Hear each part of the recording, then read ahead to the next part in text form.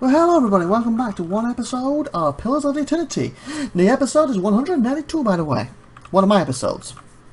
Okay, this is on burning, so let's just say we'll see if we can rescue him if it lets me. So for rest, I'm sure to be dead. And these are both at 1 health point each, so I'm actually going to ask these four to do it. How may I help? With Kitty. You two stay out of the fight. Say the word. Help! The hut's coming down! Here we go. The roof of the hut is almost entirely enveloped in flames, lighting the snow in stark orange hues. Several beams have been reduced to amber-dotted husks. Through the hut thresholds, you can see only billowing smoke. Fire roars as it climbs the timbers. The air feels thick and hot, and the building is a maze of flame. Withstanding the smoke and navigating the fire will be a challenge. You hut yourself, send. I've got no health.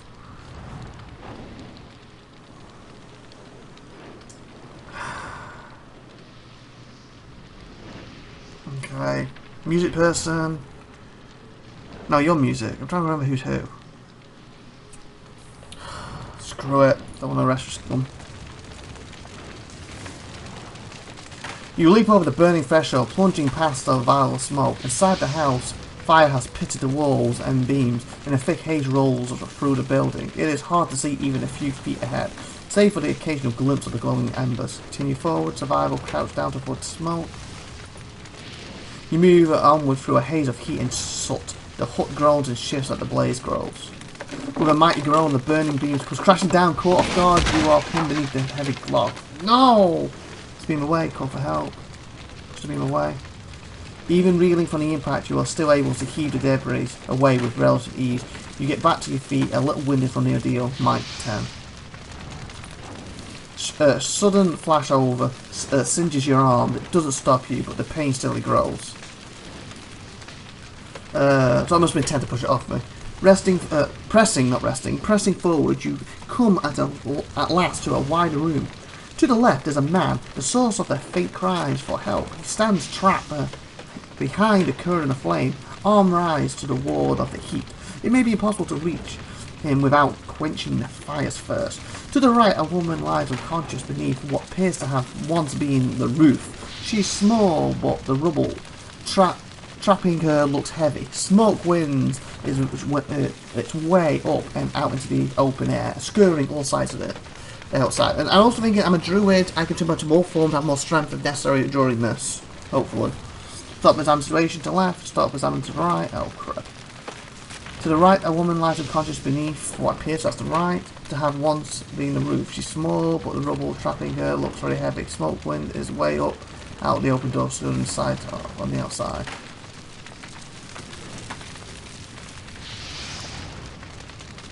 To the left is a man, the source of the faint cries for help. He stands trapped behind a curtain of flame, arms raised to the ward of the heat. It may be possible to reach him. Ah, sugar! So do I help the man or do I help the woman? He's speaking, she isn't. So she might be dead.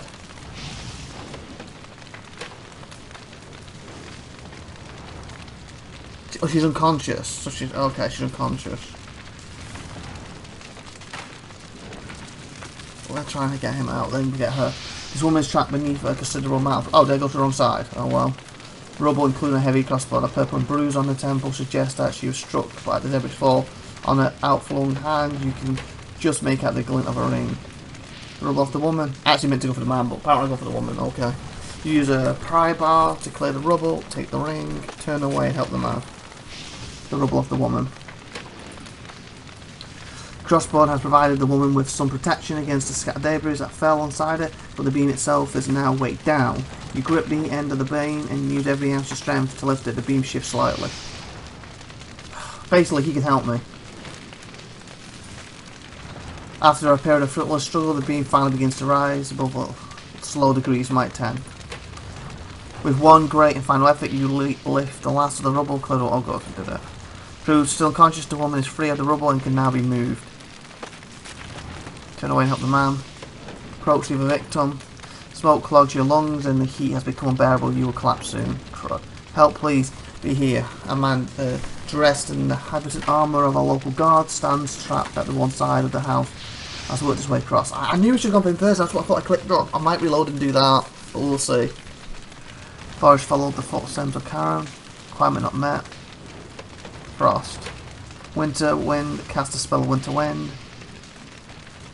I preach a man for the flame, cast out. Creating a sequence of words that will summon forth the frost magic. The chilling onslaught of the fire subside, providing a narrow escape for the guard. God bless you, I thought that was the end. Come on, we shouldn't both get all over the place. He runs past you, making the dash for the exit. So he wasn't going to help me anyway. Turn away to help the woman. Fight to remain conscious, but exhaustion and lack of air do their work. You are soon overwhelmed and collapse to the ground. Darkness descends. Hazy state of unconscious that follows the sound of shouting and the crash of burning timber drifts in and out of your hearing. You wait some time later to find Ilda standing nearby, having dragged you safely. The woman. Lurgulder. Thank the gods, he's alive. The woman.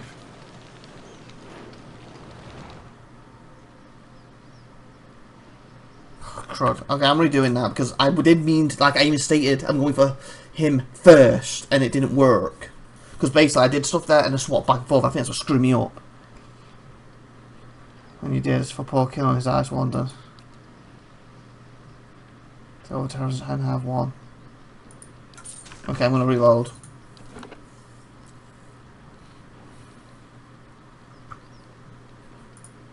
Because I clicked the wrong one. Ow, ow! My hands, sugar. I moved my chair back there, and I got my hands up to my leg in the table. That hurt. Because I like to stick what I do, but I did state, didn't I? I was going to help him first because I was in my reasoning he would help me with her. He didn't, but the fact I went from one to the other, it might be what screwed me up. At least it's not Gilded Veil. Help! The hut's coming down! Okay, continue. Enter the burning hut yourself. Survival. Continue. Push the beam away. Continue. Continue. Stop with the to the left. Okay. So I screwed up which side I hit. To the right, a woman lies unconscious beneath in Pierce. So it's the left I want. To the left, a man. Okay, to the left. Winter. Chilling onslaught. Provide. He runs past you. Turn to help the woman. Approach the victim. Flames rise and lick at you. You can keep going, but not for much longer. Behind you, the flame smoke rise in front of the exit. You hold your hand on the woman's mouth and feel nothing but the faintest sight of breath. Huh? Behind you, flame and smoke rises to the front of... What? Best by smoke-clogged air, burning debris, you find the ordeal taking its toll. Still, you press on determined. Turn for the exit. What? Clamber over the fallen beam with grace, avoid the scatter and debris. Okay, I'm confused. Why am I not helping the woman? Did I click the wrong thing again? Cloud your vision and makes it difficult to breathe, but you stagger on with concentration. As you come to the door, rushing out of blaze. Okay. Okay, I'm redoing that. Thank the gods, he's I didn't help the woman. Why? Why did I not help the woman? Okay, what just happened? I seemed to go to help the woman and I just left. Did I accidentally click the wrong thing? Because I was skipping through it a little bit to get to it. What the What? What?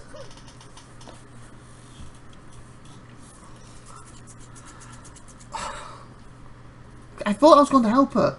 Like... Not a problem. Help! The hut's coming down! Continue. Okay, I enter. Survival makes sense. Continue. Push the beam away. Continue. Continue. Okay, to the left is a man at the source of the faint cries. To the left. Winter. Continue. Dash for the exit. Turn away to help the woman. You approach the woman. Continue.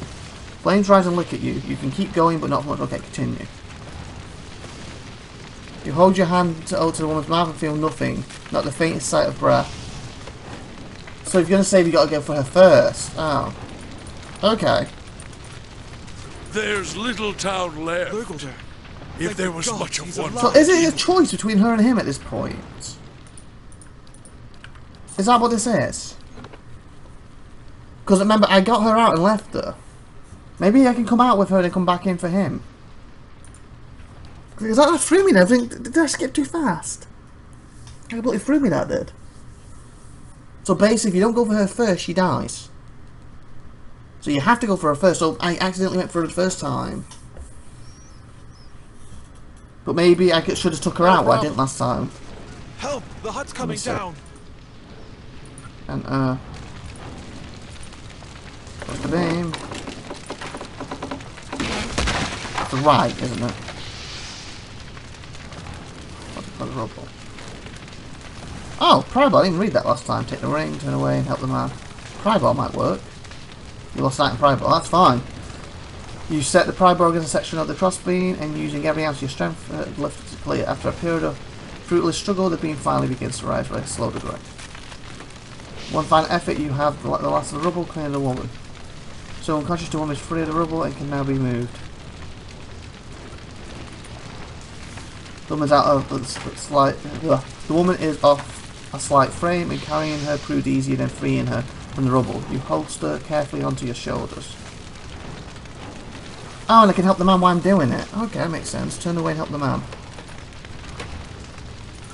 Smoke clogs your lungs and you hit to become unbearable. You will collapse soon. You hear a shriek of pain. You can see but the faintest outline of the man as he collapses and moves, engulfed by the flame. Behind you find smoke rises. Oh, seriously, it's a choice. Air pollution, heat and burning debris. You are rapidly losing strength with every passing moment. Keeping an unconscious woman, you turn to the exit. Athletes, continue. You stay onwards. There comes a door rushing out of the blaze and into the mountain air. There's little town left. Katie. If there was much gods of you one to saved begin with. So you're right, shows things coming down. As Paul looks through his eyes widened. Okay. I'll load this one more time. I just had to stop the dog upstairs with barking its head off. And why it was doing that, because it wouldn't stop for like 5-10 minutes. I looked up to it, it's impossible. Apparently it is.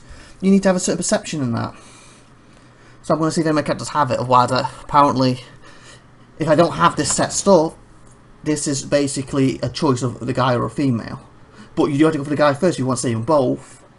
And you have to have certain stuff come to this. Let me check if anyone has it, since I can pick who goes in. Obviously, my character doesn't have it. Okay.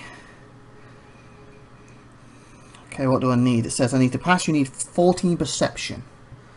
11. Nope. 13. I think it says... Yeah. Okay, he has it. So Canyon has it. And you need 13 might. 16. Oh, so apparently he can do it. Say both of them, but you also have to have a certain constitution, 10 to 12. 12? Okay, I think I can do it then. So if I send him in, we might do this. And I have to go for the guy first. Not a problem. Help! The hut's coming Hard down. living in a place like this. It's a wonder anybody Kind of. stayed at all.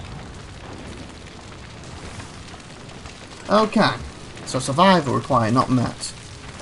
Oh. Great. So that could screw me up.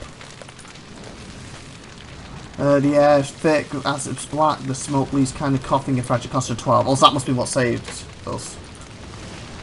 Moves onward through a haze of heat and soot. The hut grows and shifts as the blaze continue. Full beam begins to sag, threatening to crash down into the corridor. From just ahead, faint sound of a voice calling, perception 14. Wait for the beam to fall, run past it, prop the beam up with another log. Ah, so that's it.